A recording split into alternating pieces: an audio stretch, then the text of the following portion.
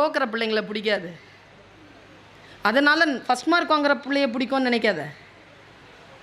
First mark வாங்குற பிள்ளையையும் பிடிக்காது, தோக்கிற பிள்ளையும் பிடிக்காது. ஃபஸ்ட் மார்க் வாங்குறவனை ஜெயிக்கிற பிள்ளை பிடிக்கும். என் கிளாஸில் ஒன்று 98 வாங்கிட்டு அழுவுது, இன்னொன்று பக்கத்தில் 2 சிரிக்குது. இவளுக்கு 98 வாங்கிட்டு அழக்கூடாதுன்னு தெரியல, இந்த பொண்ணுக்கு 2 மார்க் வாங்கிட்டு சிரிக்கக்கூடாதுன்னு தெரியல. 2 என் கிளாஸில் தான் இருக்குது. இது அழுதுட்டு சொல்லுது, 98 வாங்கியிருக்காங்க எங்கள் அம்மா அடி. கேட்க எல்லாம் அது சொல்லுது, ஏய் லூஸு, எதுக்கு அழுவுற? 2 மார்க் தானே என்கிட்ட இருக்குன்னு சொல்லு. என்ன பண்ணுவீங்க? இதை வெற்றி பெறவில்லை என்றால் உடனே போய் பெரிய பெரிய முடிவுகளுக்கு உட்படுகிறீர்கள். நான் ஒன்று சொல்லுகிறேன், என் இளைய சமுதாயமே, கீழே விழுவது அல்ல தோல்வி, எழ மறுப்பது தான் தோல்வி. கீழே விழுந்தா கூட பாக்ஸிங் பார்த்துருக்கியா, கீழே விழுந்துருவாங்க, நாக் அவுட்டு, ஒன்றும் தெரியாது. மறுபடியும் ரெஃப்ரி வந்து சொல்வார், 1 2 3 4 5 6 7 8 9 10 வாய்ப்பு கொடுக்கும் வாழ்க்கை. அப்போவா எழுந்திருக்கலனா தான் மரணம். விழுந்தே கிடப்பது தான். எழு, வாய்ப்புகள் எது வந்தாலும் எழுந்து நில். நீ முடியாது என்று சொல்வதை எவனோ ஒருவன் செய்து கொண்டுதான் இருக்கிறான். உனக்கு முன்னாலே செய்ய ஆரம்பிச்சுட்டான். உன்னுடைய காம்படிஷன் உன் கிளாஸ்ல இல்லை, உன் வீட்டில் இல்லை. தயவு செஞ்சு பார்த்துக்க. வெற்றி பெற்றவனாக இருக்க வேண்டும். நினையும் நீதி நெறி கடவான் எனில் அணைய மன்னருக்கு அழிவு உண்டாகுமோ. நியாயமான நீதியான எண்ணம் படைத்து இந்த 8 குணங்களையும் படைத்திருக்கின்றவன் தான் என்று சொல்கிறார். நான் இதோடு சேர்ந்து ஒரு விஷயத்தை சொல்லிடுறேன். எனக்கு மகாபாரதம், ராமாயணம், தேவார திருப்பாசுரங்கள், பைபிள், குரான் எல்லாம் ரொம்ப ரொம்ப விருப்பத்தோடு படிப்பேன். என்னமோ ஒரு விஷயம் சொல்லுது, இத்தனை கோடி மக்களை வசீகரிக்கிறது. ஒன்றை மிகச் சரியாக புரிந்து கொள்வதற்காக நான் சொல்லுகிறேன். பாருங்க, எனக்கு நான் சமீபத்தில் அந்த விஷயம் என் மனசில் வந்தது, உங்கள்கிட்ட கடத்திரணுங்கிற ஆசையில் நான் சொல்லிட்டு இருக்கிறேன். இதை ராமாயணத்தில் 4 அண்ணன் தம்பிங்க இல்லப்பா, அப்படி தானே? சரியா சொல்கிறேனா? ராமன், பரதன், லக்ஷ்மணன், சத்ருக்னன்.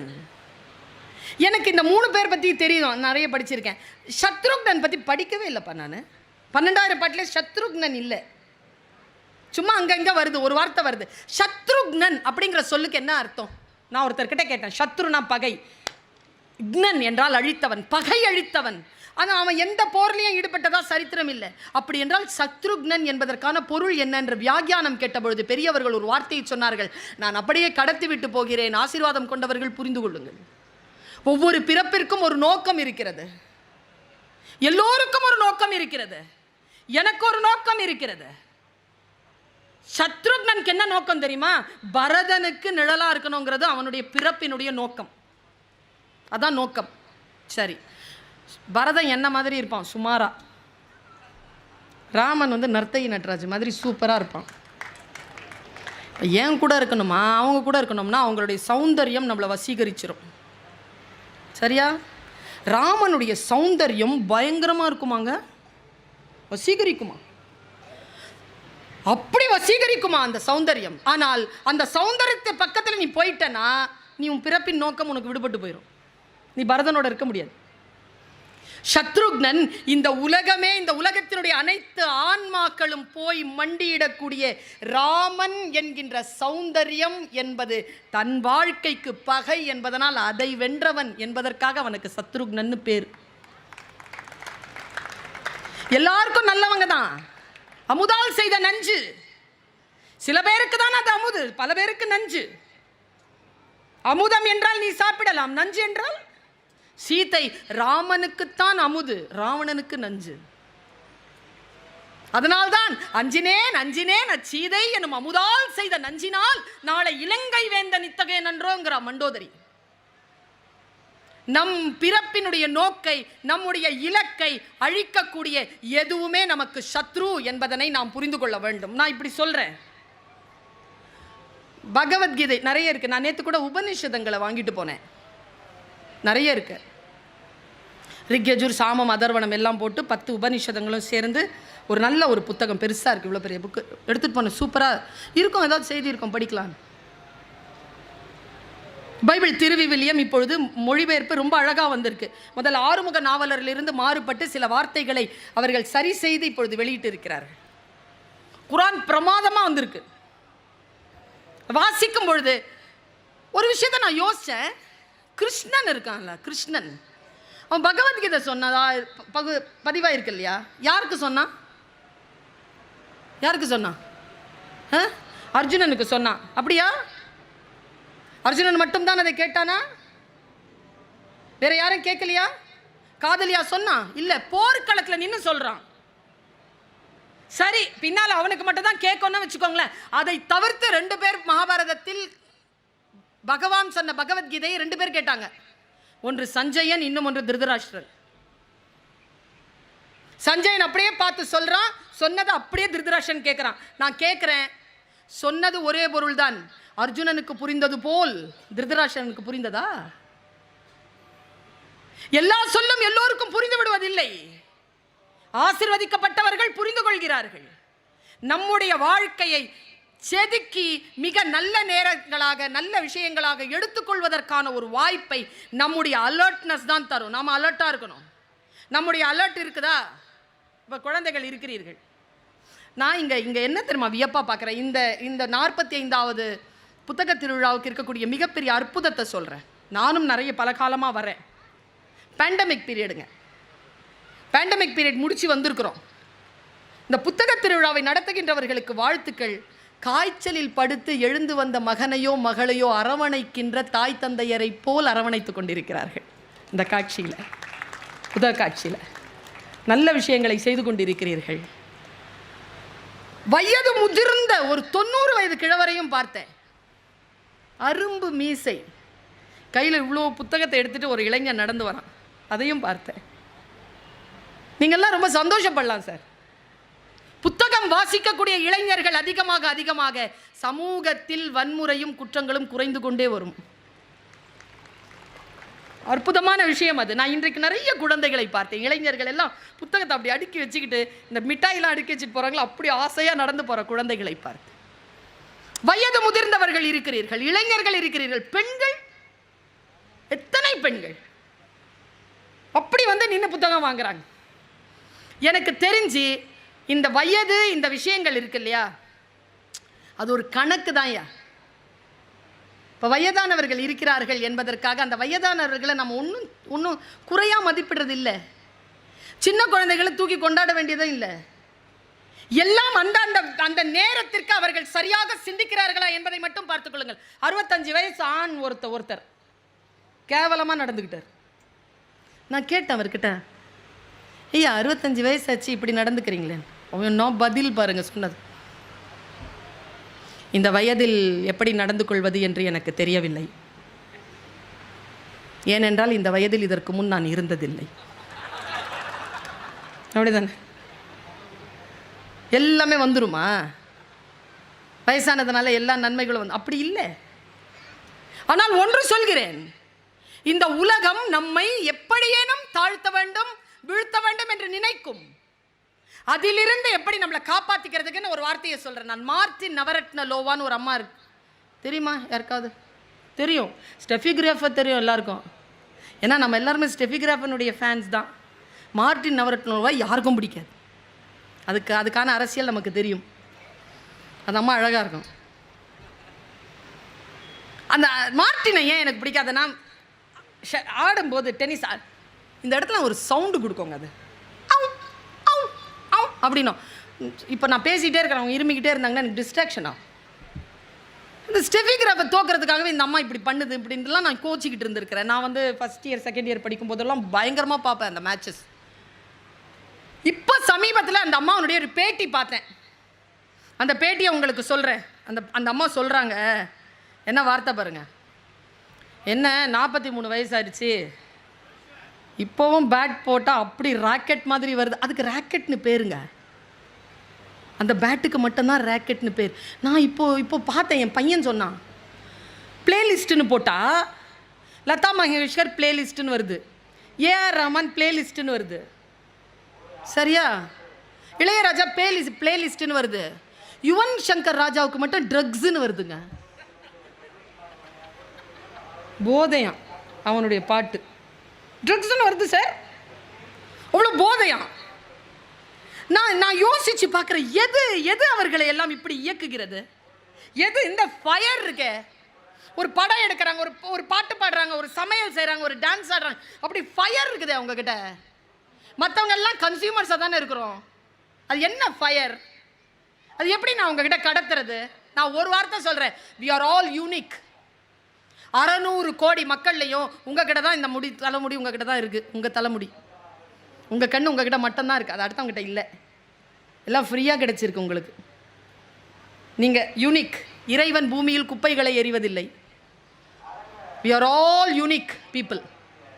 இப்போது மார்ட்டின் நவரத்ன உள்ளவங்கிட்ட கேட்குறாரு, 43 வயசாயிருச்சு உனக்கு, தோக்க மாட்டேங்கிற, பெரிய பெரிய இதெல்லாம் ஜெயிக்கிற, என்ன மேட்டர்னா உடனே அந்த அம்மா தந்த பதில் தாங்க உங்கள் எல்லாருக்குமே அந்த கல்லை வைரமணி ஆக்கின்ற அற்புதமான சொல். அவ சொல்கிறா, நான் என்னுடைய கோர்ட்டுக்கு வந்து நிற்கும்போது, என் கையில் நான் ராக்கெட் எடுக்கும்போது, என்னை நோக்கி பாய்ந்து வரும் பந்திடத்தில் என் வயதை நான் சொல்வதில்லை.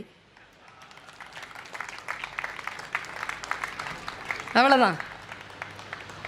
என்னுடைய கோர்ட் அப்படிங்கிறது இது கிடையாதுங்க. இந்த லிமிட்டேஷன் கிடையாது. என்னுடைய கோர்ட் அப்படிங்கிறது இந்த கண்ணின் ஓரத்திற்கும் இந்த கண்ணின் ஓரத்திற்கும் மத்தியில் தான் இருக்கிறதுங்கிறான். என்ன கான்சன்ட்ரேஷன் அது! நீங்கள் பார்த்துருக்கிறீங்களா? இந்த போல் வால்ட் இருக்குல்ல, உயரம் தாண்டுதல், கையில் அவன் அந்த அந்த கொம்பை கொண்டு வருவான், கொண்டு வந்துட்டு இப்படி பண்ணிட்டு காலை அப்படியே அடிச்சுட்டு இப்படி பார்ப்பான் பாருங்க. அங்கேயே ஃப்ரீஸ் பண்ணுங்க அந்த காட்சிங்கிற, நான் ஃப்ரீஸ் பண்ணி கிராஃப் போடுங்க. உயரம் தாண்டுதல்ல அவன் வந்து அந்த கம்பி இருக்குல்ல, அந்த கம்பியை தாண்டினா போதுங்க, கம்பி வைக்க மாட்டாங்க. அவனுடைய ஐயில் இருக்கக்கூடிய அந்த எல்லையை காற்றுல அவன் கோடு கிழிப்பாங்க. அவன் கம்பியில் கிழிக்க மாட்டான், காற்றுல கோடு கிழிப்பான் அவன். உசேன் போல்ட்டில் ஓடுறாரு. உசேன் போல்ட் கடைசியாக ஓடி வந்த அந்த காட்சியை, அந்த வேர்ல்டு ரெக்கார்டை போட்டு பாருங்க. அவன் கண்ணு எதை பார்க்குதுன்ட்டு. நாமெல்லாம் யாரை பார்ப்போம் தெரியுமா? என்னை விட இன்னொருத்தங்க நல்லா பேசிடக்கூடாது, என்னை விட யாரும் நல்லா புகழ் பெற்றக்கூடாது, என்னை விட யாரும் படிச்சிடக்கூடாது, என்னை விட யாரும் சம்பாதிச்சிடக்கூடாது, பக்கத்தில் தான் பார்க்குறது. உசேன் போல்ட் வேர்ல்டு ரெக்கார்ட் பண்ணதுக்கு காரணம் அவன் பக்கத்தில் பார்க்க மாட்டான், அவன் டைம் போர்டை பார்ப்பான். டைம் போர்டு 9 செகண்ட்க்கு உள்ளே ஓடணும், அவ்வளோதான். இதுதான் வேர்ல்டு ரெக்கார்டு. இவங்க எல்லாருமே ஓட மாட்டாங்கன்னு தெரியும், இவனெல்லாம் பார்க்க மாட்டான். டைம் போர்டை பார்த்துட்டு ஓடுறவன் உசேன் போல்ட். நம்ம கான்சென்ட்ரேஷன் எங்கே இருக்கணுங்கிறது, நான் என்ன வேலை செய்கிறேனோ அந்த வேலையில் என்னுடைய கான்சென்ட்ரேஷன் இருக்கணும். அவ சொல்கிறா, இதுக்கும் தாங்க என் கோர்ட்டு. அடுத்த ஒரு வார்த்தை சொன்னாங்க, என்னால் நான் சிலாகித்து போனேன். நாம் குடியிருக்கக்கூடிய வீட்டிற்கு அளவு உண்டு. நீங்கள் டூப்ளெக்ஸில் இருந்துக்கோங்க, நீங்கள் வந்து ஃப்ளாட்டில் இருந்துக்கோங்க, நீங்கள் பங்களாவில் இருந்துக்கோங்க, நீங்கள் இண்டிபெண்ட் ஹவுஸில் இருந்துக்கோங்க, நீங்கள் எங்கே வேணாலும் இருந்துக்கோங்க, அந்த இருப்பிற்கு ஒரு அளவு இருக்குது. புத்தி இருக்குல்ல, அதுக்கு அளவே கிடையாதுங்க. அந்த ஸ்பேஸ் ரொம்ப பெரிய ஸ்பேஸுங்க. அது பாத்திரம், மிகப்பெரிய பாத்திரம். அது மனதை அவ்வளவு விரிவாக வைத்துக் கொள்ளுகின்றவர்கள் வைரமாக ஜொலிக்கிறார்கள். அங்கே குப்பைகளை கொட்டி கொள்ளக்கூடாது. கிளியரா இருக்கணும், அந்த இடம் கிளியரா இருக்கணும். இப்படி சொல்கிறேன் என் அருமை தோழமைகளே, என் உறவுகளே, ட்ரீம் பிக். பெருசா யோசிங்க. Small aim is a crime. ABJ, எனக்கு ஏபிஜே ரொம்ப பிடிக்கும். கலாம், அரசியல்லாம் விட்டுருங்க, அவரை பற்றி எந்த அரசியலையும் நான் பேசுவதில்லை. அவரை ரொம்ப பிடிச்சது காரணம் தெரியுமா? அவர் ஒரு விஷயத்தை ஒரு ஸ்டேட்மெண்ட்டாக கொடுத்தாருங்க. ஒருத்தங்கன்னா அப்படி தாங்க இருக்கணும். ஒவ்வொரு இப்போ முல்லை பதிப்பகத்துலேருந்து வந்திருக்காங்க, குமரன் பதிப்பகத்துலேருந்து இருக்கிறாங்க, அலையன்ஸ்லேருந்து வந்திருக்காங்க, ஐந்தினை இருக்குது, எமரால்டு இருக்குது, சந்தியா இருக்குது, பாரதி புத்தகாலயம் இருக்குது, பாரதி இருக்குது, ஆனந்த விகடன் இருக்குது, அக்கச்சக்கமாக கிடக்குது. என்ன நோக்கத்தோடு வருகிறார்கள்? அவங்களுடைய உலகம் எவ்வளவு பெரியது! அவர்கள் எவ்வளவு பெரிய சிந்தனைகளை கொண்டு வந்து கொண்டிருக்கிறார்கள். உங்கள்கிட்ட துணிச்சலா ஒரு விஷயத்தை சொல்றேன் நான். நீங்கள் இந்த புத்தகம் வாங்குனீங்களா? போய் காசு கொடுத்து வாங்குனீங்க தானே? காசு கொடுத்தானே வாங்குனீங்க? நான் ஒன்று சொல்கிறேன், இந்த பர்வீன் சுல்தான் நான் சொல்கிறேன், மனசில் எழுதி வச்சுக்கோங்க. எந்த புத்தகத்தையும் இந்த உலகத்தில் எவராலும் காசு கொடுத்து வாங்கி விடவே முடியாது. நீங்கள் வாங்கியதெல்லாம் அச்சு கூலியும் காகித கூலியுமே தவிர புத்தகத்தை உங்களால் விலை கொடுத்து வாங்க முடியாது. சிந்தனை எப்படிங்க வாங்குவீங்க? 400 ரூபாயில் கிடச்சிருமா அந்த சிந்தனை? புத்தகத்தை ஏன் நேசிக்கிறோம்? சிந்தனைகளை நேசிப்பதனால். நம்மை உருவாக்குகின்ற அந்த கலாம் ஒரே விஷயம் சொன்னாருங்க, ஆக பெரிய நான் பட்ட சந்தோஷத்தின் ஆனந்தத்தினுடைய எல்லையை சொல்லிட்டு போனார். அதை சொல்லி நான் நிறைவு செய்கிறேன். ஆனந்தத்தினுடைய எல்லை சொல்றார். எனக்கு, நான் தமிழ் படித்தவள், எனக்கு இந்த மொழிகளின் மீது இருக்கக்கூடிய அரசியலில் மிகுந்த கவனம் உண்டு. மகிழ்ச்சி என்பது வேறு, ஆனந்தம் என்பது வேறு. ஆனந்த கோஷம் என்பார்கள், இது சமஸ்கிருத சொல்லது, வகை. அது வேற வேற ஸ்டேட், அது மனநிலையே வேற. ஆனந்தமா இருக்கிறது வேற, மகிழ்ச்சியா இருக்கிறது வேற. மகிழ்ச்சி என்பது வெளியிலிருந்து உட்செல்வது, ஆனந்தம் என்பது உள்ளிருந்து வெளிப்படுவது. இங்கிருந்து வரும், இன்வர்டு இல்லை, வெளியில வரும். ஆனந்தமானேன்றாருங்க அவரு. அந்த அந்த ரெக்கார்டிங்கில் சொல்கிறார், நான் ஆனந்தமாக இருந்தேன். என்ன பண்ணீங்க? நான் வந்து ஏவுகணையை விட்டேன், அக்கினி விட்டேன், உலகத்தில் அணு ஆயுதத்தை வந்து தயார் பண்ணேன், எல்லாம் பண்ணேன். ஆனால் அதெல்லாம் என் டீம் ஒர்க்கு, அதெல்லாம் இந்தியாவை காப்பாற்றுற ஒரு முயற்சி தான், அறிவியல் முயற்சி தான். ஆனால் அப்போது அதெல்லாம் அழிவுங்க. என் மனசுக்கு அது சந்தோஷத்தை கொடுக்கலைங்கன்னு ஸ்டேட்மெண்ட் கொடுக்குறாருங்க அந்த வீடியோவில். உனக்கு எது மகிழ்ச்சியாக கொடுத்தா? என் ஃப்ரெண்டு ஒரு நாள் என்னை கூப்பிட்டான், நான் போனேன். கலாம் எப்படி 125, மற்றதெல்லாம் 36 40 தாங்க, இது 125 அளவு நம்ம ஏவுகணை. எப்படி 125 விட்ட? மற்றதெல்லாம் 34 36, ரஷ்யாவில் 36 48, அவ்வளோதான். இது 125 நம்முடைய ஏவுகணை. 125 அந்த கெப்பாசிட்டிக்கான விஷயத்தை எப்படிப்பா போட்ட அப்படின்ன உடனே ஃப்ரெண்டு கிட்ட சொன்னாராம், அதை நான் பயன்படுத்தின உலோகம் இருக்குல்ல, அந்த உலோகம் லைட் வெயிட்டான உலோகம். அதனால் நீங்கள் உள்ளுக்குள்ளே எவ்வளோ வேணாலும் சேட்டலைட் வச்சு அனுப்பலாம்.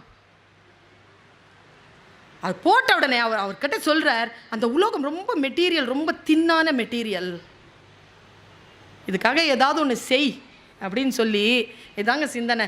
அவரை கூட்டிகிட்டு போயிட்டு போலியோ அட்டாக் ஆகியிருக்கக்கூடிய குழந்தைகளுடைய இல்லத்தில் கொண்டு போய் விட்டாராம். இப்போ நானும் நீங்கள் நடக்கிறோம், நர்த்தகி ஆடுகிறார், நான் நின்று பேசுகிறேன், நமக்கு கால்கள் உண்டு. கால்கள் இல்லாமல் மாற்றுத்திறனாளியாக இருக்கக்கூடியவர்களுடைய வாழ்க்கை எவ்வளவு வலியானது. நீங்கள் செருப்பு போட்டிருக்கிறீங்களா? அந்த செருப்பு வந்து 300 கிராமுக்கு மேலே அந்த 2 செருப்பும் போட முடியாதுங்க உங்களால். 1 கிலோ ஷூ போட்டுருவீங்களா? எவ்வளோக்கு எவ்வளோ குறையுதோ வெயிட் அவ்வளோக்கு எவ்வளோ ஜாஸ்தி விலை. ரொம்ப லைட் வெயிட்டான ஷூ தான் அதிக விலை. அவர் சொன்னார், நீ பார்த்துருக்கிறியா இந்த பையனை? அந்த பையனுடைய காலில் போட்டிருக்கக்கூடிய அந்த இது இருக்கு இல்லையா, அந்த கேலிபர் ஷூ, அந்த ஷூ வந்து 3.5 கிலோ. அதனால் அந்த குழந்தைகள் நீங்கள் பார்த்துருக்கீங்களா, இப்படி நடக்காது, இப்படி எடுத்துகிட்டு தான் நடக்கும். ஏன்னா வெயிட், இடுப்பில் வெயிட் இருக்க தாங்க முடியாது, அதை அப்படி தாங்கிட்டு நடப்பாங்க. அதை பார்த்து இதுக்கு ஏதாவது செய் அப்படின்னு போயிட்டாரான். நான் உட்காந்து அந்த ஏவுகணை செய்த அந்த மெட்டலில் 300 கிராமுக்கு நான் கேலிபர் ஷூ செய்தேன், 300 கிராம்ஸ். அந்த குழந்தைகள் அதை போட்டுட்டு நடக்கிறதோ ஓடுறதோ சைக்கிள் ஓட்டுறதோ நான் பார்த்தேன்.